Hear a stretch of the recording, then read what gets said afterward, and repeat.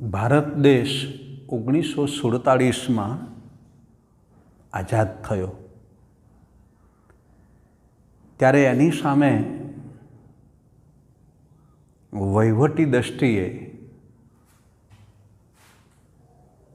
બહુ જ આર્થિક વિકાસ સાધવા માટે ઘણા બધા પગલાં ભરવાની જરૂર પડી, કારણ કે અંગ્રેજોએ ભરપૂર શોષણ કરેલું. એની તદ્દન બેહાન હાલતમાં દેશ આપણને મળ્યો. પરિણામે જે તે વર્તમાન સરકારને દેશના વિકાસ કરવા માટે આયોજન કરવું પડ્યું. એટલે કે આયોજન પંચની રચના કરવી પડી. પંચવર્ષીય યોજનાઓની આ રચના કરવી પડી. પંડિત જવાહરલાલ નહેરુના અધ્યક્ષમાં દર 5 વર્ષે દેશને કેટલો વિકાસ કરવો એનો લક્ષ્યાંક નક્કી કરવો, જેને પંચવર્ષીય યોજનાઓ કહેવાય. છેક 50થી 90 સુધીના અરસામાં વિદેશી સહાય લઈને, માર્ગદર્શન લઈને અથવા પોતાની સૂઝથી આ દેશે કેટલાક મોટા મોટા ઔદ્યોગિક સંકુલો સ્થાપ્યા, જેનો અંકુશ અને વહીવટ એની પાસે હતો. પણ આ દરમિયાન જોવે તેટલી સફળતા મળી નહીં.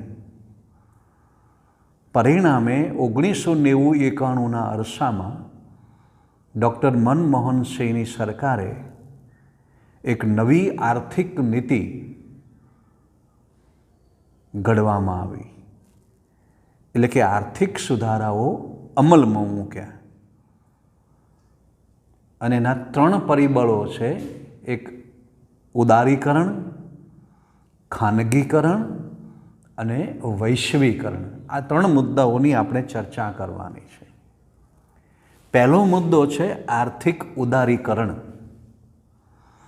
સાદો શબ્દ છે ઉદારીકરણ, એટલે ઉદાર વલણ અપનાવવું. પણ કેવી રીતે? મોટા મોટા ઔદ્યોગિક સંકુલોમાં સરકારનો સીધો જ વહીવટ અને અંકુશ હતો. એટલે એના નિયંત્રણમાં થોડીક હળવાશ લાવીને દેશના મોટા મોટા ઉદ્યોગપતિઓને આમંત્રણ આપીને એમાં રસ લેતા કરવા અથવા મોટા ઔદ્યોગિક સંકુલોના અંકુશો હળવા કરવા. જેના માટે કેટલાક મુસદ્દાઓ અગત્યના છે કે 18 જે ઉદ્યોગો હતા, જાહેર સાહસો અનામત હતા, એ સિવાયના નાના નાના બીજા ઉદ્યોગો હતા, એમાં પરવાના પદ્ધતિ નાબૂદ કરવી. 3 બાબતો ઉપર અંકુશ રાખો: રેલવે, અણુ અને સંરક્ષણ, જે બીજાને સોંપવા નહીં. ઉદ્યોગોની નોંધણી પ્રથા રદ કરવી અથવા હળવી કરવી. પ્રદૂષણ ન ફેલાય અને જોખમ ન ઉત્પન્ન થાય એવી શરતે કેન્દ્ર સરકારે આ નવા ઔદ્યોગિક સાહસોને મંજૂરી આપવી. આ એક નાનકડો મુદ્દો છે. ઉદારીકરણની આ શરતો છે. હવે આપણે મુખ્ય મુદ્દો છે કે ઉદારીકરણથી કયા લાભ અને ગેરલાભ, આ મુદ્દો બરાબર ધ્યાનમાં લેજો. તો ખાનગી ક્ષેત્રને મુક્તિ મળવાથી વિકાસની તકો સર્જાઈ. પરિણામે તેઓ પોતાની આર્થિક મૂડીરોકાણથી અને પોતાના કર્મચારીઓની ભરતીથી એના ઉત્પાદનમાં વધારો થયો. જે સરકાર નહોતી કરી શકી એ ખાનગી સાહસો કરવા માંડ્યા. પરિણામે દેશમાં આયાત અને નિકાસની વૃદ્ધિ થઈ. પેદા થયેલો માલ વિદેશમાં નિકાસ કરવાનો અને કાચો રો મટીરિયલ છે એ આયાત કરવાનું વલણ વધ્યું. એટલે કે વિદેશ વ્યાપારમાં વૃદ્ધિ થઈ. આ નાનકડો મુદ્દો. એસએસના વિદ્યાર્થીઓએ નાના નાના મુદ્દાઓ જ પરીક્ષામાં લખવા બહુ ઝડપથી. વિદેશ વ્યાપારમાં વધારો થવાથી જે વિદેશી નાણાંનું જે ઊંડિયામણ છે એ અનામતમાં વધારો થયો. એટલે એનો અર્થ એવો થયો કે આપણું જે આર્થિક અર્થતંત્ર છે એ થોડુંક પાટા ઉપર આવ્યું, સદ્ધર થવા માંડ્યું. અને ઉદારીકરણને કારણે આંતરમાળખાકીય જે સુધારો છે, એની જે સગવડો છે એ વધી. આ આપણા લાભો થયા. એની સામે ઉદારીકરણના ગેરલાભો પણ સમજવા જેવા છે કે ખાનગી ક્ષેત્રના અંકુશો ઘટવાને કારણે જે મોટા મોટા જે ઉદ્યોગપતિઓ છે, મોટા મોટા ઔદ્યોગિક સાહસો છે, એની ઇજારાશાહી વધી. તમે હાલ જોશો ભારતમાં, વર્તમાન ભારતમાં, તો રિલાયન્સ પેટ્રોકેમિકલ્સ, અદાણી પાવર્સ, એવા જે સંકુલો છે, L&T વગેરે, ટાટા પાવર્સ, ટાટા, આવા મોટા જે સંકુલો છે એની ઇજારાશાહી વધવા માંડી. એટલે કે ઇજારાશાહીનો ઘટાડો થયો નહીં. હવે દેશને ઝડપી આર્થિક વિકાસ કરવો છે, રોજગારની તકો આપવી છે, દેશના લોકોની સુખાકારીમાં વધારો કરવો છે. પરિણામ શું થયું કે ભારત તો કૃષિ પ્રધાન દેશ છે. 60થી 70% લોકો કૃષિ પાછળ રોકાયેલા છે. એની આર્થિક આવક દેશના અર્થતંત્રમાં માત્ર 22% છે. તો કૃષિ ક્ષેત્રની અવગણના થઈ. કૃષિ ક્ષેત્રનું જોઈએ તેટલું ધ્યાન અપાયું નહીં. જોકે આજે પણ ઉદ્યોગોની સરખામણીમાં કૃષિ ક્ષેત્રનું ધ્યાન ઓછું અપાઈ રહ્યું છે. પરિણામ શું થયું કે 70% લોકો તો કૃષિમાં હતા, 30% લોકો ઉદ્યોગોની અંદર, સરકારી એકમો, ખાનગી સરકારી નોકરીઓમાં અથવા ઉદ્યોગોમાં, એટલે માંડ 10થી 15% લોકો જ સરકારી એકમોમાં કામ કરતા હતા. એટલે આર્થિક અસમાનતાનો વધારો થયો. આ બહુ જ મહત્ત્વનો મુદ્દો છે. અને આયાત નિકાસની અંદર બહુ લાંબુ મોટું અંતર વધ્યું, એટલે વિદેશી દેવામાં વધારો થયો. આજે આપણે જોઈએ છીએ કે ભારતનું વિદેશી દેવું ઘણું બધું છે. ભલે આપણે વિકાસશીલના પંથે વિકાસશીલ દેશ રહ્યા, પણ આર્થિક જંગી દેવું આપણી પાસે છે. આની સાથે સાથે નવો બીજો મુદ્દો છે ખાનગીકરણ. ખાનગીકરણ એક એવી પ્રક્રિયા છે કે જે સરકાર હસ્તે જે ઔદ્યોગિક સાહસો હતા એમને ખાનગી ક્ષેત્રને સોંપવા. એના બે માર્ગ હતા. રાજ્ય હસ્તકની કંપની માલિકી રાજ્ય પોતાની પાસે રાખે અને સંચાલન ખાનગી માલિકીને સોંપે. આવા બે માર્ગો હતા કહે છે. એટલે કે સરકારના જાહેર એકમો ખાનગી સંચાલનને સોંપવા એવું વલણ અપનાવવામાં આવ્યું. તમે આજે જોશો, હમણાં જ છેલ્લા 3-4 મહિનામાં રેલવેનું પણ ખાનગીકરણ થઈ રહ્યું છે. કેટલીક શરતોને આધીન કેટલીક ખાનગી રેલવે દોડાવવામાં આવી રહી છે. સરકાર એનો પગલાં ભરી ચૂકી છે. તો એના લાભો શું? ખાનગીકરણની નીતિને કારણે જે ઉત્પાદનના એકમો છે, ઔદ્યોગિક એકમો છે, એની સંખ્યામાં વધારો થયો. ઔદ્યોગિક સાહસો વધ્યા, નવા નવા ઉદ્યોગો સ્થપાયા, સરકારે મંજૂરી આપી.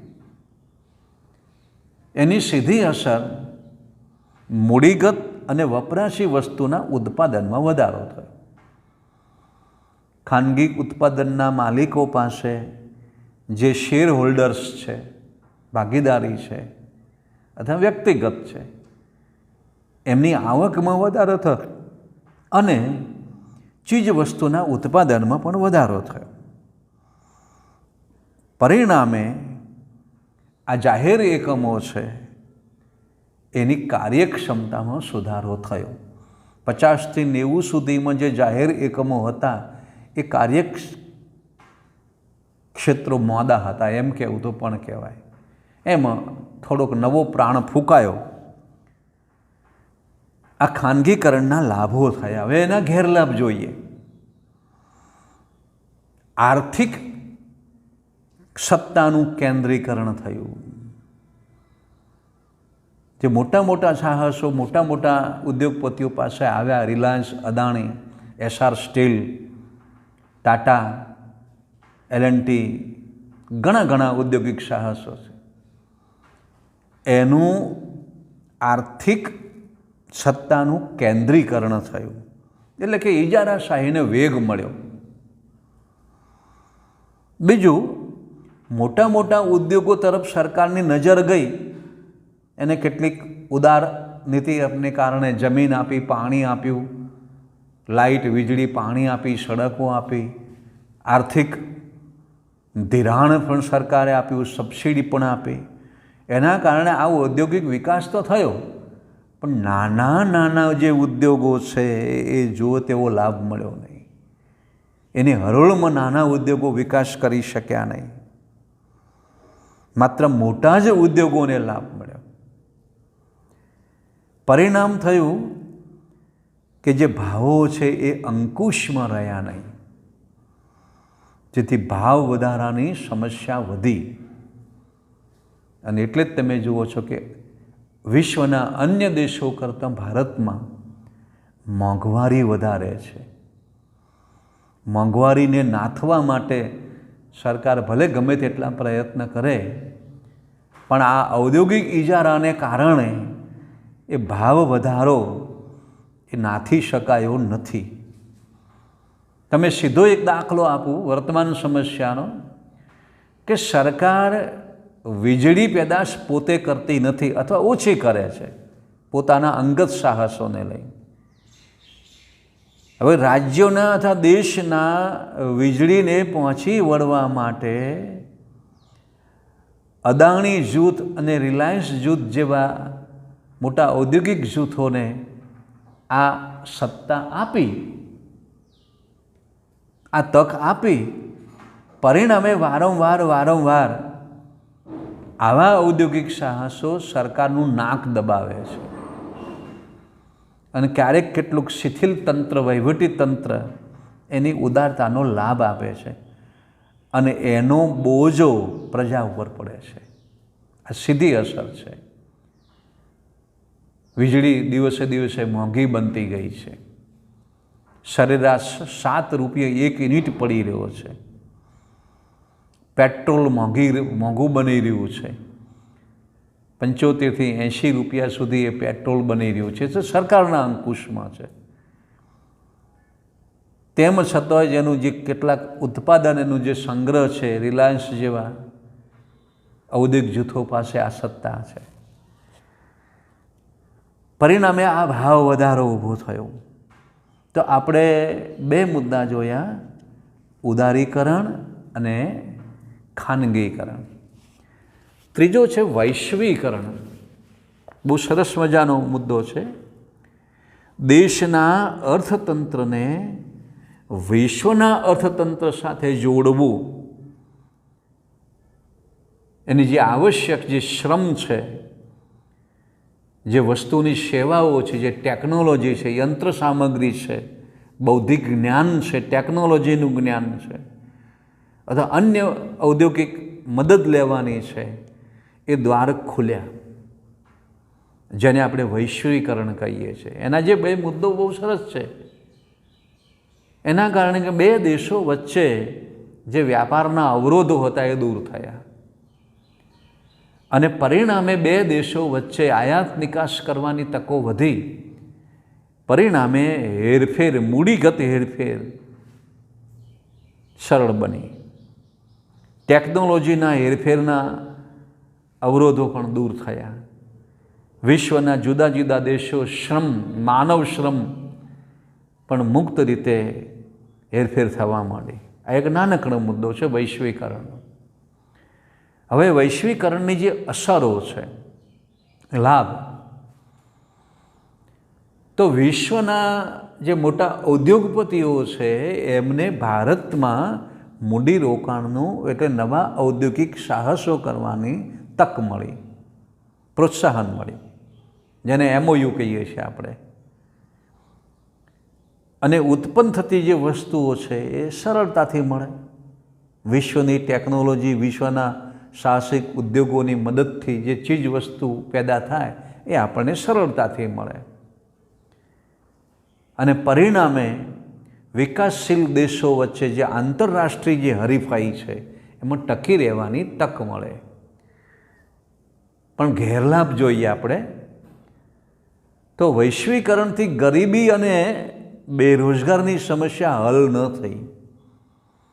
પરદેશના ઉદ્યોગો, ઔદ્યોગિક સાહસો આવ્યા, પરદેશની આયાત નિકાસ વધી, તેમ છતાંય ભારતમાં ગરીબી અને બેરોજગારી એવી યથાવત રહી, ધારી સફળતા મળી નથી.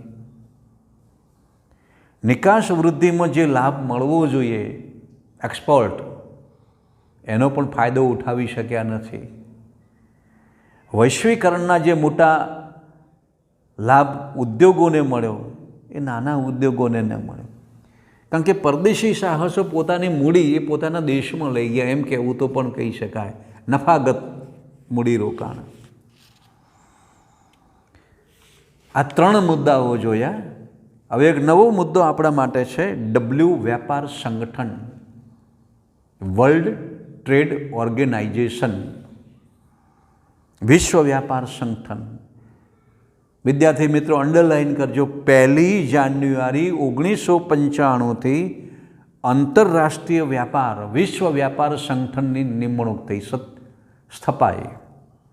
અને જેનું વડું મથક છે ખાલી જગ્યા માટે, જોડકા માટે સ્વિટ્ઝરલેન્ડમાં જીનીવામાં રાખવામાં આવ્યું. એના જે ધ્યેયો હતા એ વિશ્વના દેશો વચ્ચે વ્યાપાર અવરોધો દૂર કરવા, ઔદ્યોગિક સંરક્ષણ મળવું, વિદેશ વ્યાપાર નીતિનું સંકલન કરવું અને ઔદ્યોગિક ઝઘડાઓ છે દેશ દેશ વચ્ચેના એ દૂર કરવા. હવે આ એની અસર ભારતમાં પણ એનો લાભ મળ્યો. ભારત શરૂઆતથી જ વિશ્વ વ્યાપાર સંગઠનમાં એ જોડાયેલું છે. હવે નવો મુદ્દો છે ભારતીય અર્થતંત્ર ઉપર અસર, અર્થકારણ પર અસર. આ સંસ્થાની સ્થાપનાથી ભારત પર સંસ્થાનો કેવો પ્રભાવ પડશે એની કેટલીક નીચે બાબતો જરા જોઈ લઈએ. જ્યારે વિશ્વ વ્યાપાર સંગઠનમાં ભારત જોડાયું ત્યારે ભારતનો હિસ્સો 0.5% હતો, એટલે 1/2% હતો. પરીક્ષા માટે નોંધી રાખજો. ધીમે ધીમે નિકાસમાં વધારો થવાથી 1%થી પણ વધો, એટલે પ્લસ પોઈન્ટ થયો એમ કહેવું તો પણ કહી શકાય. બીજું, WTOના સભ્યપદ રહેવાથી વસ્ત્રોની નિકાસમાં વધારો થયો, કોટન, તૈયાર વસ્ત્રોમાં. ખેત પેદાશોની નિકાસ વૃદ્ધિ પણ કરી શકાશે. પહેલાં દેશ સ્વાવલંબન નહોતો અનાજમાં. આજે શ્વેત ક્રાંતિ અને હરિયાળી ક્રાંતિને પરિણામે દેશ દૂધ અને અનાજની બાબતમાં સ્વાવલંબન બન્યો છે. બહુ મોટી સફળતા છે દેશની. અને એની જે ખેત પેદાશો છે એનો નિકાસ કરી શકાશે. કપાસ છે, ખંડ છે, ચા છે, શણ છે, તલ છે, કેટલુંક બરસટ અનાજ પણ છે, તો એનો નિકાસ કરી શકાશે. પરિણામે એનો ઊંડિયામણનો લાભ મળશે. આ એક મોટી અસર છે. હવે વિશ્વ વ્યાપાર સંગઠનમાં આપણે ઉદ્યોગ નીતિ અપનાવવાથી એક બીજી બાબત સમજવાની છે, ટકાઉ વિકાસ, સુપોષિત વિકાસ. પરીક્ષા માટે આ બહુ જ અગત્યનો મુદ્દો છે. સંકલ્પના વ્યાખ્યા પૂછાય છે, ધ્યાન આપજો. ટકાઉ વિકાસ કોને કહેવાય? બહુ પુસ્તકમાં લખેલા એ શબ્દો જરા હું વાંચી દઉં કે ભાવિ પેઢીની જરૂરિયાતો પૂરી પાડવાની ક્ષમતાને નુકસાન કર્યા વિના વર્તમાન પેઢીની જરૂરિયાતો સંતોષવી. એટલે હાલની પેઢીની જે જરૂરિયાતો સંતોષવી હોય તો ભાવિ પેઢીને નુકસાન ન થાય એવું આપણે આ કામ કરવું. અને એમાં ખાસ કરીને પર્યાવરણ બાબતે, પ્રદૂષણ બાબતે. કારણ કે આપણે જે નવી ઔદ્યોગિક નીતિઓ અપનાવીશું, ઉદારીકરણ કરીશું, ખાનગીકરણ કરીશું, તો દેશમાં પ્રદૂષણ તો વધવાનું જ. આજે વિશ્વમાં સૌથી મોટી સમસ્યા પ્રદૂષણની છે, ધ્યાન આપજો. અને વારંવાર અમેરિકા, ચીન અને ભારત તરફ આંગળી ચીંધે છે. હકીકતમાં અમેરિકા જેવા દેશો પણ પ્રદૂષણમાં વધારો કરી રહ્યા છે. એટલે પ્રદૂષણ એક બહુ જ મોટી સમસ્યા છે. એ વર્તમાન પેઢીના લાભ માટે. હવે જો આટલું જ પ્રદૂષણ વધી જાય તો ભાવિ પેઢીના પ્રદૂષણ કેવું હશે, માનવ સ્વાસ્થ્ય કેવું હશે, માનવ જીવન કેવું હશે, માનવ આરોગ્ય કેવું હશે, એક મોટી સમસ્યા છે. એટલે ટકાઉ વિશ્વાસ, આ મુદ્દો પરીક્ષા માટે ધ્યાનમાં લેજો. પરિણામે શું કરવું પડશે? નવો મુદ્દો કે પ્રાકૃતિક સાધનોના સંરક્ષણ અને સંવર્ધન માટે એક વ્યૂહરચના અપનાવવી જોઈએ.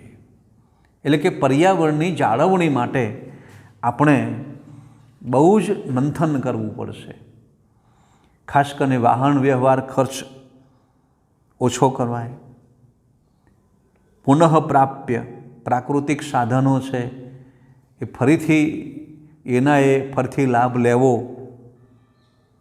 ખાસ કરીને ખેતીલાયક જમીન, જંગલ અને પાણી, કોલસો,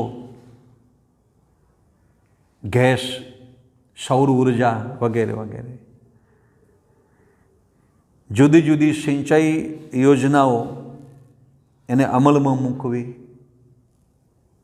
પ્રાકૃતિક સાધનનો દુરુપયોગ ન થાય. ઔદ્યોગિક કચરો જે છે એનો યોગ્ય નિકાલ થાય. ઝેરી રસાયણ જે વધી જાય, એના ગંદા વસવાટો ન વધે, એટલે એના પર નિયંત્રણ મૂકવા. અને ખાસ એમાં બિનપરંપરાગત ઉર્જાઓ જે આપણે વાપરતા હતા, કોલસો શરૂઆતમાં, પેટ્રોલ, ડીઝલ, એના નિયંત્રણમાં ભાગ મૂકો. સૌર ઉર્જા તરફ વધવું એમ કહે છે. એને આનુષંગિક જે મુદ્દો છે, પર્યાવરણની સુરક્ષા માટેના પગલાં, એનો પેટા મુદ્દો છે. તો વિશ્વમાં ઔદ્યોગિક નીતિ વધવાથી પ્રદૂષણ વધ્યું અને એના માટે સ્વીડનના સ્ટોકહોમ નામના શહેરમાં 1972માં પેલ વેલી પૃથ્વી પરિષદનું નિર્માણ થયું. આ મુદ્દો પણ અંડરલાઈન કરજો. એટલે કે જુદા જુદા દેશો, એમાં વૈશ્વિક સંમેલનો થયા અને કેટલાક પગલાં લેવાનું નક્કી થયું. રાષ્ટ્રીય સ્તરે, વૈશ્વિક સ્તરે પર્યાવરણની જાગૃતિ માટે સરકારે વિવિધ પ્રયાસો કરવા એમ કહે છે. તો દેશના મુખ્ય શહેરોના પ્રદૂષણની માહિતી જાહેર કરી. કયા દેશનું, કયા રાજ્યનું જે શહેર છે એ પ્રદૂષણ વધારે છે કે અંકુશમાં.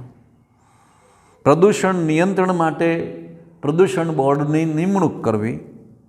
અને એના માટે બહુ અગત્યનો મુદ્દો, ખાલી જગ્યા જોડકા માટે વિશ્વભરમાં 5મી જૂને પર્યાવરણ દિનની ઉજવણી કરવી. અને આ માટે 1981માં ભારત સરકારે વાયુ પ્રદૂષણ નિયંત્રણ ધારો પ્રસાર કર્યો. આ પણ પરીક્ષા માટે ધ્યાનમાં લેવું. ઓઝોનના સ્તરનું જે ગાબડું પડ્યું છે, પરમાણુ કચરો છે, એના માટે જે સમજૂતીઓ થઈ ગયા છે.